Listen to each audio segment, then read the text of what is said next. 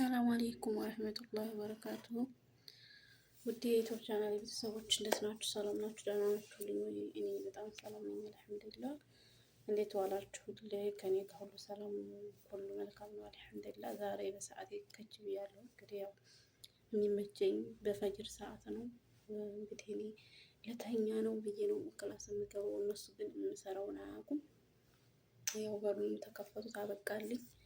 በሩ ደግሞ ቁልፍ የለውም። በሆነ ነገር ነው ጠጋ አድርጌ የማስይዘው እንጂ ቁልፍ እንኳን የለውም። እና እንዴት ናችሁ? እኔ በጣም ሰላም ነኝ አልሐምዱሊላህ። ወደ የገደለው ስገባ እንግዲህ ዛሬ በአዲስ ነገር ከች ብያለሁኝ። በጣም ደግሞ ደስ ብሎኛል። በጣም ደስ ብሎኛል። የኔ ደስታ የሚያስደስታችሁ በሙሉ እናንተንም ደስ ይበላችሁ። ዛሬ ማለት ነው አዲስ ነገር አለ። ዛሬ አሞኝ የነበረ እዚህ ጋር ይኸውላችሁ ፊት የሚመስለውን ተመልከቱት። በቃ ምን እንደበላው ምን እንደጠጣሁኝ አላውቅም። እንደዚህ ተነሳብኝ። ያው ፊቱንም የቆዳ አለርጂክ አለብኝ እና ይህን ታምሜ ይህን አሳያለሁ ብዬ ይዤ ነበርና ሐኪም ቤት ሰዎች ወስደው ማለት ነው የቆዳ አለርጂክ አለብሽ ምናምን አሉኝ። ከዛ ዶክተሩ አበሻ ነው ዶክተር አግኝቼ ታሚገርማችሁ ከዛ እንግዲህ ጥሩ ነው ቁጥር እንቀያየርና አንዳንድ ትምህርቶችን እለቅልሻለሁኝ ለምትወጃቸው ጓደኞችሽ ወይንም ለዩቲዩብ ታለሽ ወይም ቲክቶክ ታለሽ አስተላልፍላቸው። እኔ እሰራልሻለሁኝ የምለቅልሽን አንቺም እየለቀሽ ለአንቺም ቤትሽ ያድግልሻል። ለእነሱም ደግሞ የማያውቁት ነገር አለ ያንን ይጠነቀቃሉና አስተላልፍላቸው ብሎኝ አዲስ ነገር ያመጣል። በቃ ብዙ አጋጣሚ ዶክተር ሆንኩኝ። በዛ አጋጣሚ በቃ ኢትዮጵያ ስገባ የራሴ ግል ክሊኒክ እንትን ብዬ ዶክተር ልሆን ነው። በቃ ሰዓዳ ዶክተሯ በሉኝ በቃ ታሁን በኋላ ማለት ነው። እናማ ሰብስክራይብ አላደረጋችሁም? ሰብስክራይብ አድርጉ እህቶች ወንድሞቼ፣ ሼር ላይክ አድርጉልኝ። ወላሂ በጓደኞቻችሁ ሼር እያደረጋችሁ አበረታቱኝ። ምንም ሰብስክራይብ ምንም አልጨምርም። እዛው ቦታው ላይ እንዳለ ነው። ተመልካችም የለም። እናማ እስኪ በቃ ወደ የሚቀጥለው እንሂድ። እንግዲህ ዛሬ ሐኪም ቤት ሄጄ መጣሁ። ይሄን አዲስ ነገር አምጥቻለሁኝ። ታሁን በኋላ እንግዲህ ዶክተሯ ብላችሁ ጥሩኝ፣ ዶክተር ሰዓዳ ብላችሁ ጥሩኝ። ያው እንግዲህ አንዳንድ ትምህርት ይሆናሉ ብዬ ያሰብኳቸውን ነገሮች አንጥቻለሁ። ምክንያቱም እኔ ላይ ባሉት ነገሮች ሁሉ እናንተም እንድትማሯቸው እናንተም በቃ የሚያማችሁ የምትቸገሩ የኔ ቢጤዎች እንድታውቁት ስለፈለኩኝ ነው። እንግዲህ ያው ቁጥር ተቀያይረን በዋትስአፕ ነው አንዳንድ ነገሮችን ልክልሻለሁ ያለኝና ለዛሬ አንድ ነገር ልኮልኛል። ያችን ላሰማችሁ እችላለሁኝ። ተከታተሉኝ ማለት ነው።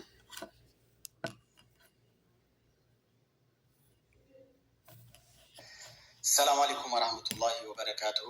እንግዲህ ዛሬ ስለ አለርጂ ትንሽ ነገር ልላችሁ ነው።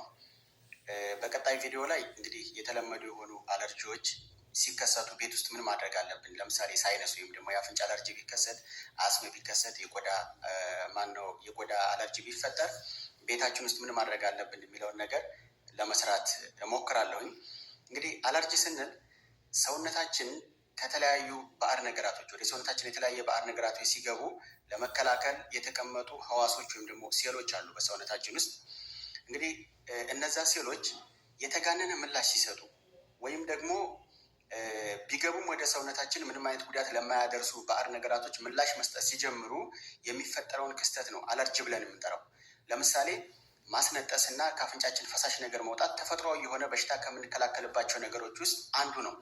ነገር ግን አንዳንድ ሰዎች ላይ ከሚገባው በላይ ያስነጥሳቸዋል፣ ከሚገባው በላይ ፈሳሽ ይወጣል ከአፍንጫቸው፣ ከሚገባው በላይ አፍንጫቸውን ያፍናቸዋል። ይህ አይነቱ ክስተት ወይም ደግሞ ለአንድ ወደ ሰውነታችን ለሚገባ ባዕድ ነገር የተጋነነ ምላሽ ሰውነታችን ሲሰጥ የሚፈጠረውን ክስተት አለርጂ ብለን እንጠራዋለን።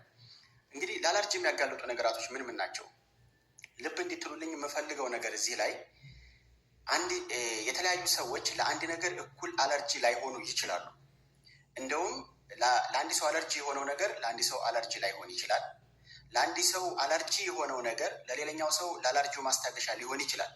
ለምሳሌ አንዳንድ ሰዎች ለማር አለርጂ ሊሆኑ ይችላሉ። ሌሎኞቹ ሰዎች ደግሞ አለርጂያቸውን በማር ሊያስታግሱ ይችላሉ።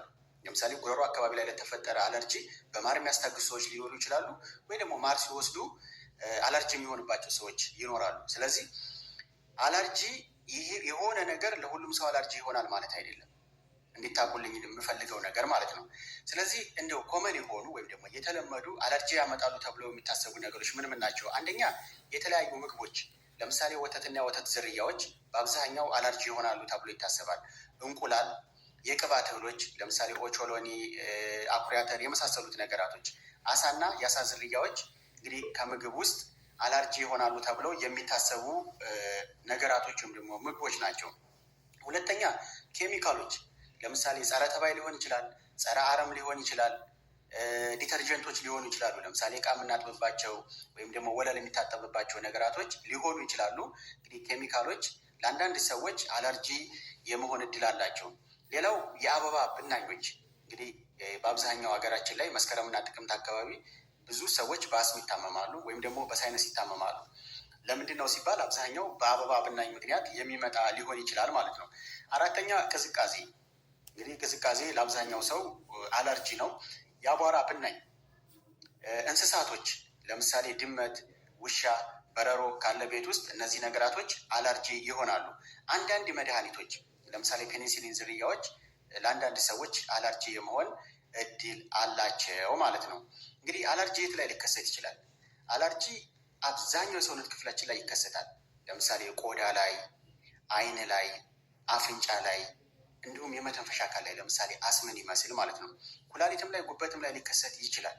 ግን አብዛኛዎቹ ቆዳ ላይ፣ አይን ላይ፣ አፍንጫ ላይ ይሄ የመተንፈሻ አካል ለምሳሌ አስምን ይመስል ማለት ነው እነሱ ላይ ሊከሰት ይችላል ወይም ደግሞ ይከሰታል። እንግዲህ በቀጣይ ላይ ቆዳ ላይ አለርጂ ቢከሰት ቤት ውስጥ ምን ማድረግ አለብን? አፍንጫ ላይ አለርጂ ቢከሰት ምን ማድረግ አለብን?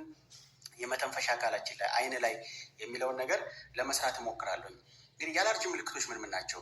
የአለርጂ ምልክቶች እንደሚከሰትበት የሰውነት ክፍል ይለያያል። ለምሳሌ አይን ላይ ከተከሰተ አይን ማሳከክ፣ እንባ መዝነብ፣ ብዙ የምናሸው ከሆነ ይሄ አይናችን ዳርዳር መጥቆር ሊመጣ ይችላል። አፍንጫ ላይ ከተከሰተ ማስነጠስ፣ ብዙ ፈሳሽ መፍሰስ፣ መታፈን፣ ይሄ ዙሪያውን አካባቢ ላይ መጥቆር ሊመጣ ይችላል።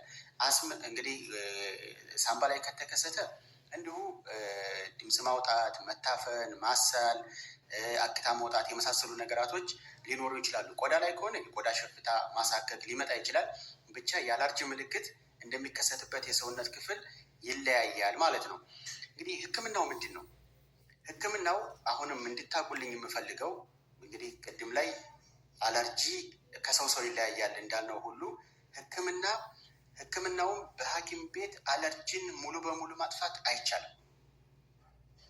ለአለርጂ እንግዲህ ስር ነቀል የሆነ ወይም ደግሞ ከዚህ በኋላ አይነሳባችሁም የሚያስብል አይነት ሕክምና የለውም። ስለዚህ ዋናው ሕክምናው ምንድን ነው?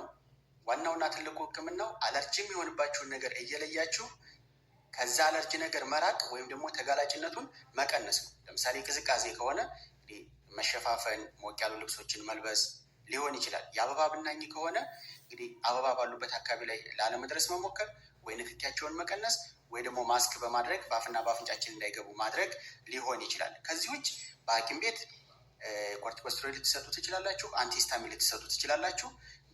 የሚቀባ ሊሆን ይችላል፣ የሚዋጥ ሊሆን ይችላል፣ ስፕሬይ ሊሆን ይችላል። እነዚህ ግን ጊዜያዊ መፍትሄዎች ናቸው።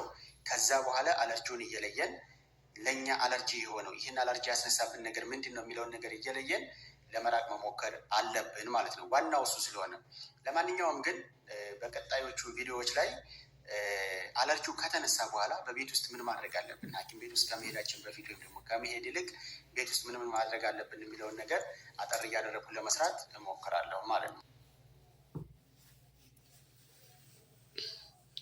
እና ይሄውላችሁ አሁን ይችን እንግዲህ ዋት ይችን የምታህለው ነው ኦት በቃ ይቺ አሁን ስንት ብር ተገዛይ ብላችሁ ታምኑኛላችሁ? ወላሂ እኔ ይቺ 145 ብር ነው ይችን የገዛኋት ይችን ማለት ነው። ይኸውላችሁ ይቺ እንግዲህ ተመልከቷት።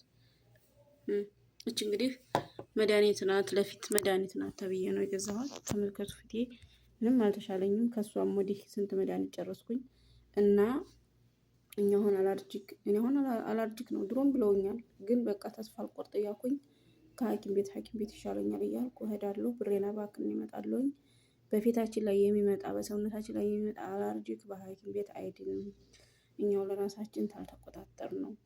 ያው በእርግጥ ያው አረብ ቤት እየሰራ ልንቆጣጠረው አንችልም። ምን ነው ኩሮሮክስ አለ፣ ማንፈልገው ምግብ አለ። አሁን ምግብ አሁን ለምሳሌ አተር ይሄ በዛሊ ነው በዛሊ የሚባለው ነገር እሱ አሁን ይቀሰቅስብኛል።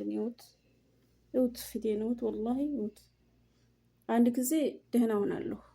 በቃ የሆነ ነገር ያንን አላርጂሽን የሚቀሰቅስብኝን ትተው ደህና ሆናለሁ። ደግሞ ያን ነገር ስቀምስ ደግሞ በቃ ይነሳብኛል። እኔ እንግዲህ ሰሞኑን ምን እንደቀመስኩኝ አላውቅም። ይሁንላችሁ ተነሳብኝ ደግሞ ሁለተኛው ማለት ነው። እና ከሰስየው ደግሞ ይሄ የአፍንጫ አላርጂክ 4 ዓመት እንጨርሻ 5ኛ ነው ያዝኩ። ወላሂ ቆይ አሁን እተኛለሁ ብዬ ክላስ ስለገባሁ እንጂ በኢዝኒላ ነገ አሳያችኋለሁ የምገዛውን ካኒና ኩሉ ሸህር 30 ሪያል ወላሂ ኩሉ ሸህር 30 ሪያል እያወጣሁኝ እየገዛሁ እሱን እየበላሁ ነው። እንግዲህ 4 ዓመት ሰቡት 4 ዓመት ካኒና መብላት ማለት እኔ ደግሞ ወፈርኩ ብላለሁ። ለካ ከኒናው ነው ያወፈረኝ። ወላሂ እኔ ምግብ እንኳን ራሱ መብላት ትቻለሁኝ። የተወሰነ ነገር ነው የምበላው እንዳልሞት እንዳልሽል እንጂ እንደዚህ የሚያወፍር እንደዚህ የሚያነፋፋ ምግብ አልበላም። ወላሂ ግን ከኒናው ሰቡት እንግዲህ 4 ዓመት ከኒና መብላት ማለት ሰቡት። ምን ነው በቃ ያስነጥሰኛል። ይሄ ውስጡን ዝግግት ያደርገኛል። ከቴውንም ይሄ ተጉሮሮ ላንቃን ሁሉ ይበላኛል። ይሄ ጉሮሮን ሁሉ ይበላኛል። ከዛ አልፎ ተርፎ እንደዚህ ነው የሚያደርገኝ አላርጂኩ ማለት ነው። እና ይሄ ሁሉ መዘዝ የሚመጣው በምንድነው? በደዋተ ተንዴፍ፣ በክሮሮክስ፣ በአምባጋደር በቃ በዛ ነው የሚመጣብን አላርጂክ። ከሱ የተነሳ ነው ይሄ ሁሉ የምንሆነው። ራሳችንን እንጠብቅ። ኢንሻአላህ ደግሞ ቀጣይ ቪዲዮ ይዤላችሁ እመጣለሁ። ከአሁን በኋላ ከዶክተር ጋር እየተነጋገርኩ ነው የምመጣው። ምክንያቱም የራሴ ፍልሳሜ እንዳይሆን ሁላችንም ልናዳምጠው የሚገባ መሆን ስላለበት በዶክተር እንድናለን እያልን ገንዘባችንን ተማባከን ራሳችንን መጠበቅ ራሳችንን መጠንቀቅ ነው ያለብን ማለት ፈልጋለሁ። አበዛሁባችሁ፣ ግን ሰብስክራይብ አድርጉኝ እህቶች ወንድሞቼ፣ ሰብስክራይብ አድርጉ፣ ሸር አድርጉልኝ። ለጓደኞቻችሁ ሸር ያደርጋችሁ ሰብስክራይብ አስደርጉኝ። እኔ አላማዬ ምን እንደሆነ ተመጀመሪያው ተናግራለሁ። ወደፊትም እናገራለሁ ኢንሻአላህ። ወደፊትም እየተናገርኩ እሄዳለሁኝ። በሀገሬ ላይ ቁም ነገር መስራት ፈልጋለሁ። እኔ ሀገሬ ለመግባት ዝግጁ ነኝ። የተወሰኑ ጊዜና የተወሰኑ ወራቶች ይቀሩኛል። በእርግጥ ግን እዛ ድረስ ቢያንስ ይሄ 1000 ሰብስክራይቡ እና 4000 ሰዓቱ እንዲሞላልኝ ይፈልጋለሁ። ምክንያቱም ሀገራችን ብዙ ሸበካ አይኖርም። ሸበካ ያረቦች ሸበካ እኛም ካርድ ሞልተን ምንም የምንለው ብዙ ስደት ላይ ስለሆነ ሁሉም ነገር ብዙ እንዲሟላልኝ ስለምፈልግ ተባበሩኝ። ወላሂ አንዱን ሰው ማደግ አንዱ አይጥላ። ተጎኔ ቁሙልኝ፣ ተጎኔ ሆኑልኝ። በዚህ አጋጣሚ ከልቤ ወዳችኋለሁ፣ አመሰግናችኋለሁ። ሼር፣ ሰብስክራይብ፣ አብሽሪ አይዞሽ ለምትሉ ሁሉ ከልብ አመሰግናለሁ።